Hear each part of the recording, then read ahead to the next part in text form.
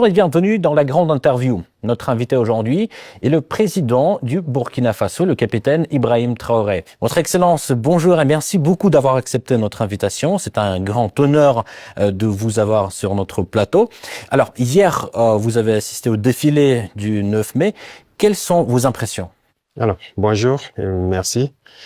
Donc, nous sommes là, ici en Russie, donc, pour la commémoration du 80e anniversaire, donc, de la victoire sur le nazisme.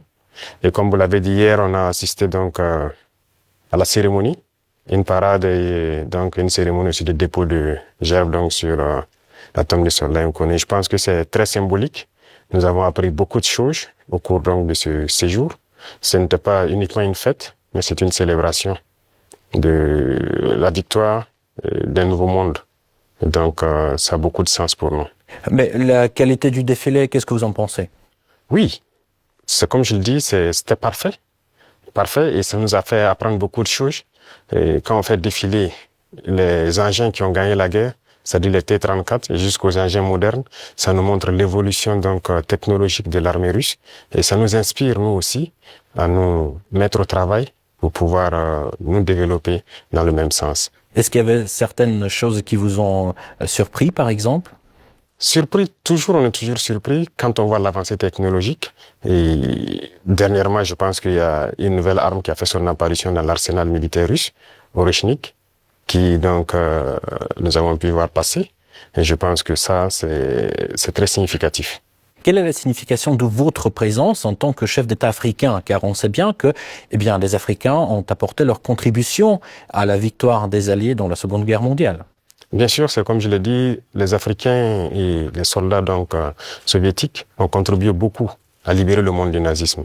Et si le monde n'était pas libéré du nazisme, on ne sait pas ce que ça allait devenir. Et en suivant donc les événements, j'ai vu que la Russie, elle seule, a perdu 1 million de soldats sur le sol européen en combattant. L'Afrique aussi a donné, nos ancêtres ont beaucoup combattu sur le théâtre européen, principalement en France, en Belgique, en Italie, pour libérer le monde du nazisme. Donc, c'est une histoire commune que nous partageons. Comment s'est déroulée la rencontre avec le président russe? Alors, pour l'instant, nous avons eu des rencontres brèves et dans quelques temps, nous allons avoir un long entretien et ça se passe très bien et vraiment, c'est très courtois, c'est amical, c'est fraternel et c'est tout ce qu'on demande donc en matière donc de nouvelles coopérations dans ce monde. Mais comment décririez-vous l'état actuel des relations bilatérales? Les relations se portent très bien et je peux dire que depuis 2 ans maintenant, les relations ont très bien commencé et nous sommes en train d'approfondir les volets défense-sécurité, mais aussi les volets éducation et plus tard les volets commercial et trucs. Donc nous avons échelonné les différents volets pour qu'on puisse échanger beaucoup, partager beaucoup d'expériences parce que nous avons beaucoup aussi à apprendre sur le volet éducation de la Russie, notamment dans les sciences. Notamment dans les sciences, mais dans quel domaine en particulier? Oui, il y a beaucoup de domaines dans les sciences, que ce soit les mathématiques, la physique, la chimie. Ce sont des domaines qui nous intéressent beaucoup, tant sur le développement de notre industrie militaire, mais aussi dans le développement commercial de notre pays, le développement économique de notre pays. Donc ce sont des volets que nous allons chercher donc à approfondir pour pouvoir mieux nous structurer. Et pensez-vous qu'il y ait une demande au Burkina pour l'enseignement russe? Bien sûr, il y a beaucoup d'étudiants burkinabés déjà ici en Russie, dans des universités. J'en ai croisé ce matin même.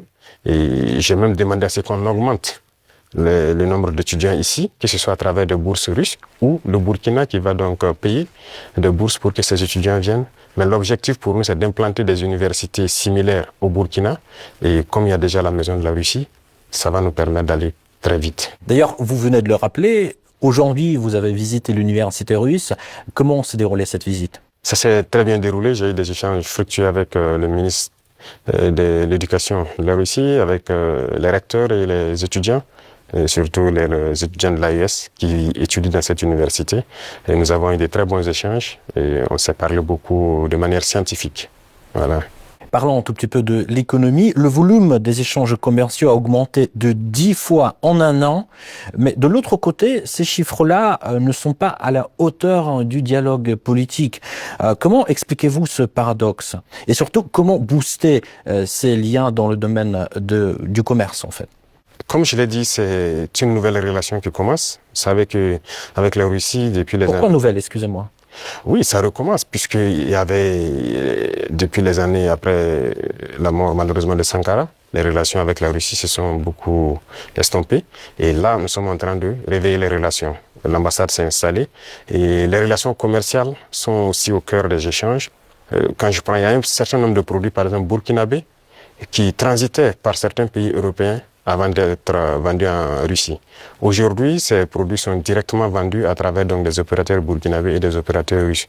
Je parle notamment, quand on prend l'exemple des mangues, les mangues transitaient par des pays européens pour être vendus en Russie. Aujourd'hui, ça se passe directement. Il y a le coton, qui va suivre, il y a beaucoup d'autres produits, le sésame et bien d'autres produits agricoles que nous pourrons échanger directement avec la Russie. Donc, ça ne fait que commencer, ça va s'accroître. Tout à fait. En fait, les prévisions économiques indiquent une croissance de 5,6% en 2025. Alors, quels sont les secteurs clés qui soutiennent cette croissance? Alors, il faut dire que jusqu'aujourd'hui au Burkina Faso, c'est l'or qui est le premier produit d'exportation. Mais nous avons lancé le moteur de l'agriculture pour d'abord l'autosuffisance, mais aussi pour le commerce extérieur, l'exportation. Et si vous suivez bien, depuis l'année passée, nous avons lancé l'offensive agricole avec une initiative qui soutient l'offensive. L'objectif, c'est de pouvoir accroître notre production agricole de façon significative, s'autosuffire, mais aussi il y a des produits de rente qu'il faille donc vendre à l'extérieur. Et tout ça doit pouvoir soutenir cette croissance et nous espérons être bien au-dessus de ces chiffres-là. Mais comment se déroulent ces réformes en fait? Il y a beaucoup de choses, ce sont des réformes difficiles. Faut le reconnaître parce qu'il y a un système qui s'est installé, mais c'est pas impossible. Déjà, quand vous regardez notre production céréalière, on a eu une très bonne croissance en 2024. 2025, nous espérons encore faire mieux. Et ce sont des réformes assez courageuses. Quand vous prenez, par exemple, je reste toujours dans l'agriculture, nous avons, par exemple, décidé, à travers l'initiative de l'offensive, de labourer gratuitement les champs de nos paysans. Donc l'année passée on l'a fait, cette année encore s'il plaît à Dieu au retour. Il y a un bon nombre de tracteurs encore qu'on a acquis, qu'on va mettre à la disposition des cellules mécanisées dans les différents départements pour accroître les superficies emblavées. Nous maximisons beaucoup dans la gestion de l'eau à travers donc une structure qu'on a créée, l'ONBA, pour maîtriser l'eau et pouvoir produire au moins 2-3 fois dans l'année. Parce que si on dépend uniquement des pluies, ça serait difficile. Donc, il y a ce secteur, le secteur minier aussi que nous allons continuer de booster pour que le pays lui-même exploite ses propres ressources. Donc, nous avons commencé à acquérir des mines. Il y a beaucoup de permis qui sont là, que nous sommes en train de développer. Nos ingénieurs ont pu développer, les machines nécessaires pour qu'on puisse exploiter nous-mêmes nos ressources. Donc, si on met à profit ces deux secteurs et compléter avec l'industrialisation, c'est-à-dire la transformation de nos produits sur place, qui va nous empêcher d'exporter brut, ça va beaucoup nous amener à entraîner en tout cas une très bonne croissance. Donc ce sont ces réformes qui sont en cours, l'agriculture, l'industrie et beaucoup de secteurs. Pensez-vous que la Russie puisse apporter son soutien pour la mise en place de ces réformes? Bien sûr, bien sûr. Beaucoup de soutien et rien que la formation technique et professionnelle, c'est déjà une très bonne chose. Si nous payons des industries, il faut bien des gens qui vont les entretenir et les faire marcher.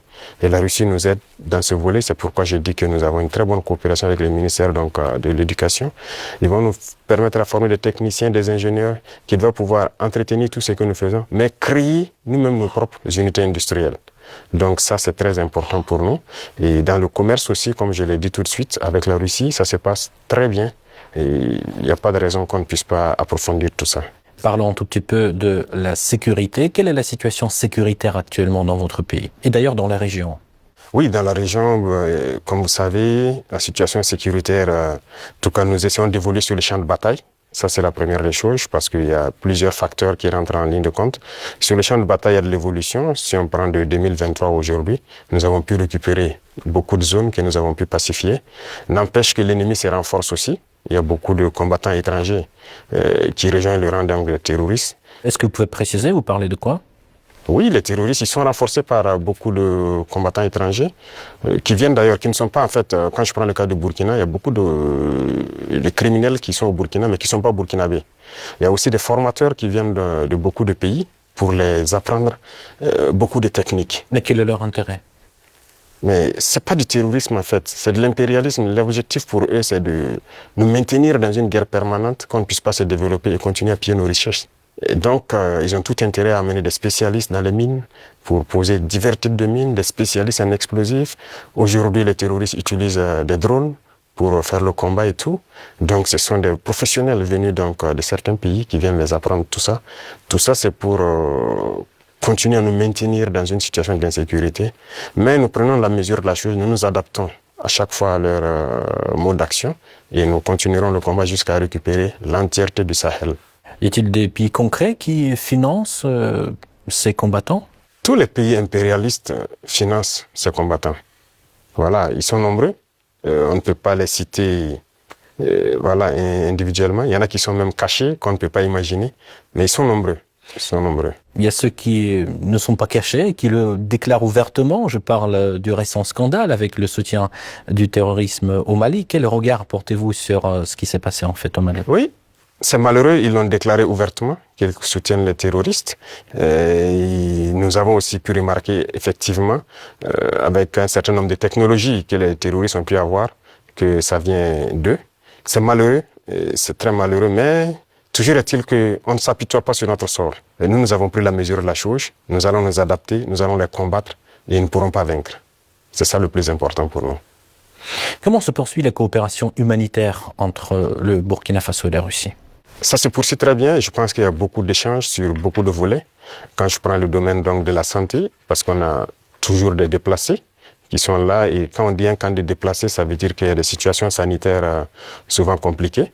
Et je pense que les services de santé coopèrent bien pour pouvoir appuyer donc les services de l'action humanitaire pour pouvoir avancer. Et vous avez suivi en 2023, je pense que la Russie a fait un don de blé au Burkina Faso.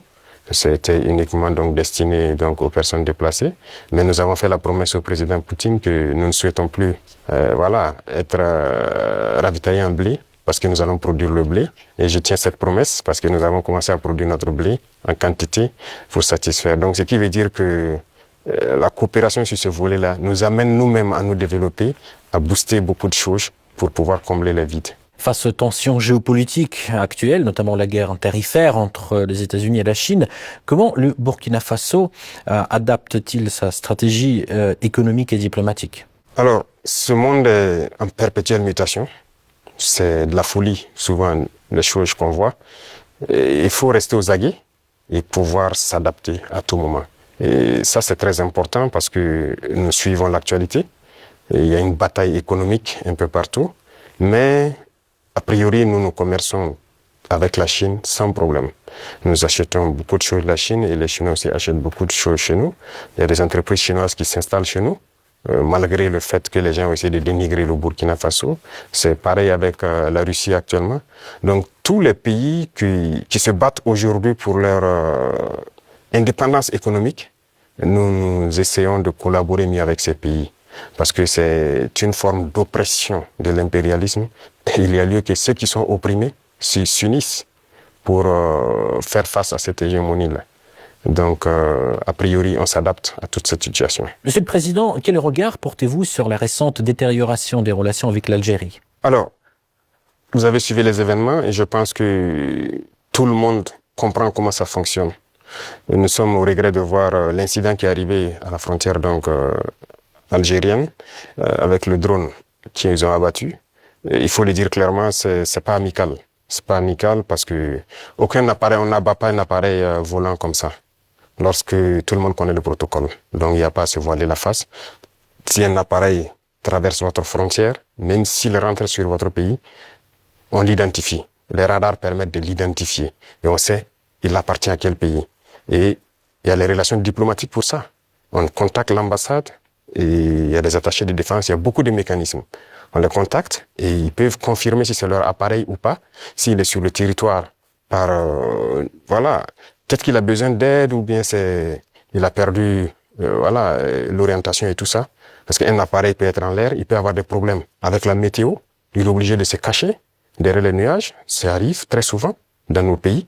Donc un appareil rentre, on les demande, ils disent non. Il y a beaucoup de couvertures nuageuses, mais il y a en tout cas un phénomène météorologique qui l'amène à venir passer. Il peut avoir un problème technique. Il peut demander de l'aide pour qu'on le guide à ce qu'il atterrisse.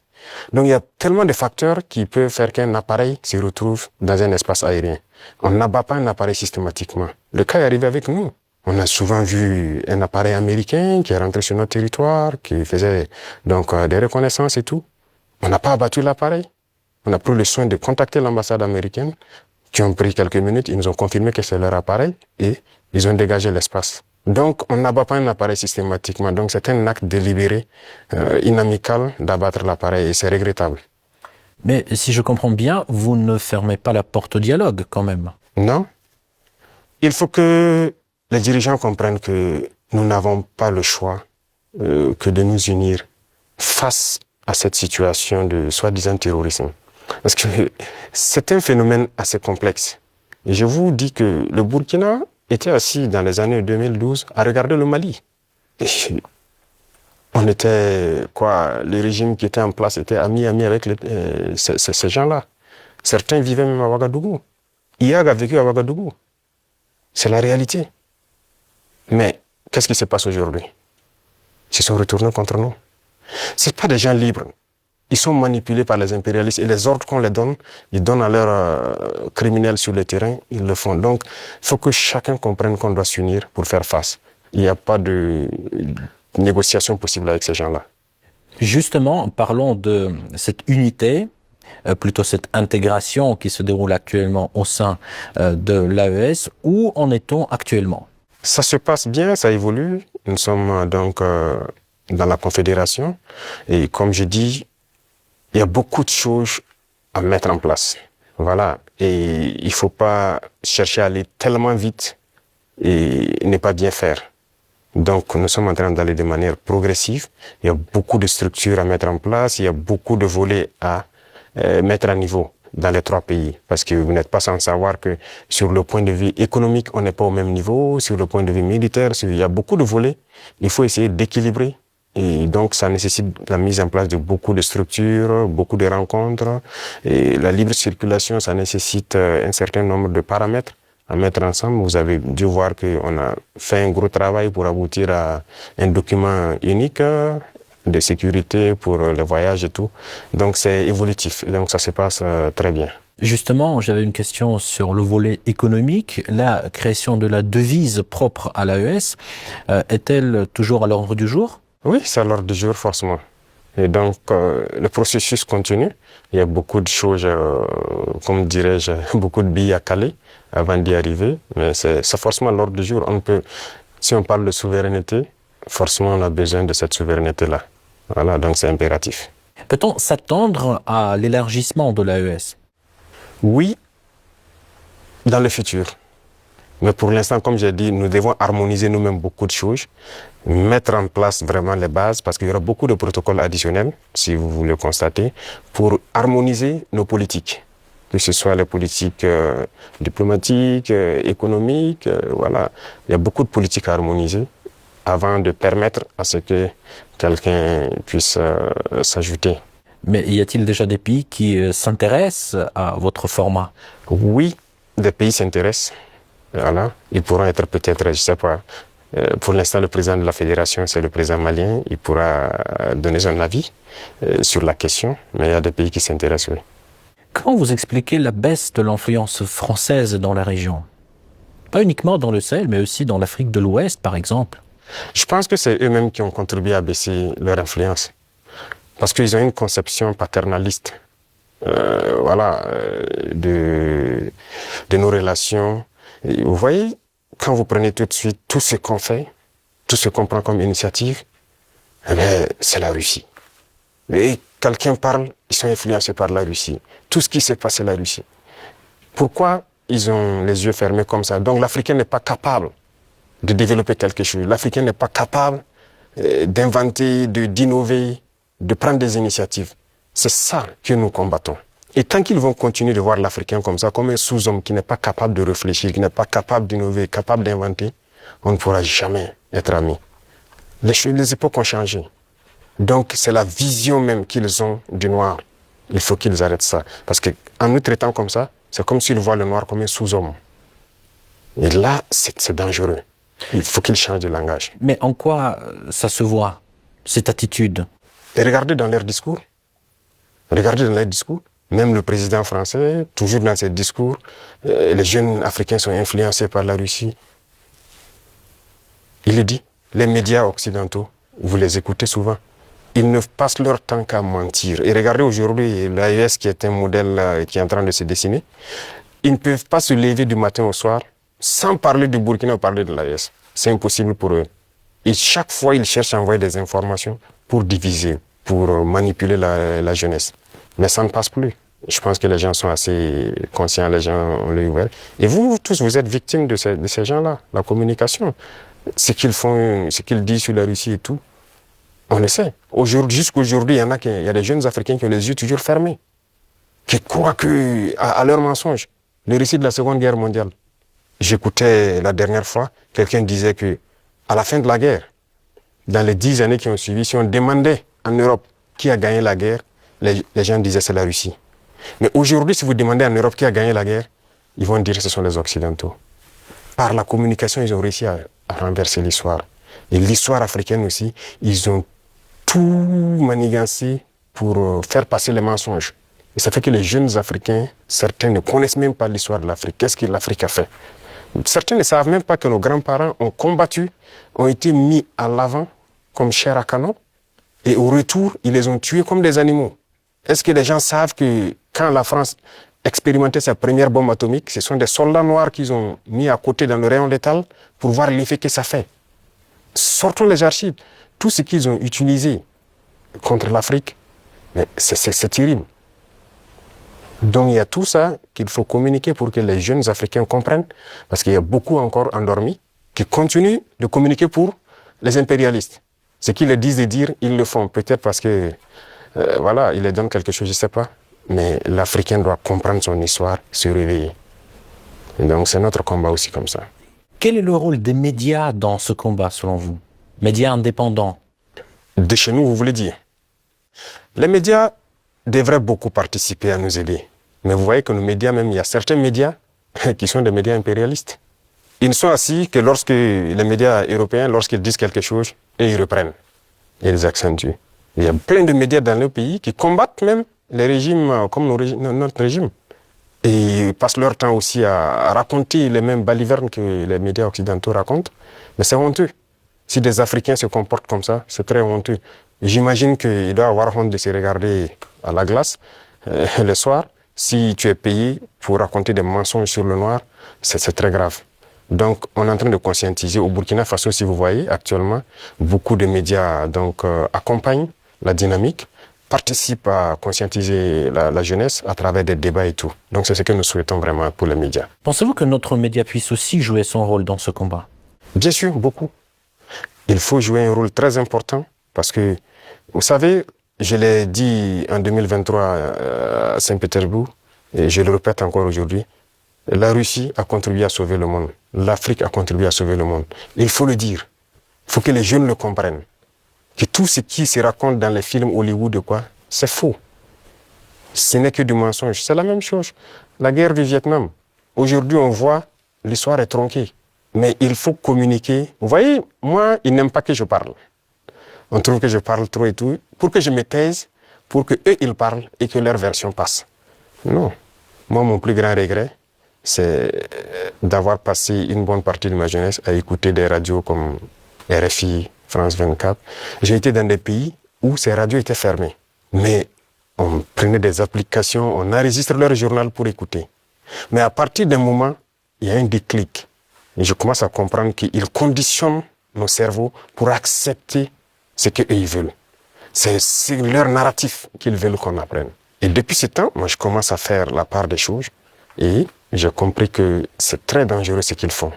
Et aujourd'hui, plus que jamais, je me rends compte qu'ils ont conditionné l'esprit, surtout des Africains. Donc, vous pouvez participer beaucoup à éveiller les consciences de la jeunesse pour que les gens comprennent comment fonctionne le monde et ne pas se laisser embarquer par ces gens-là.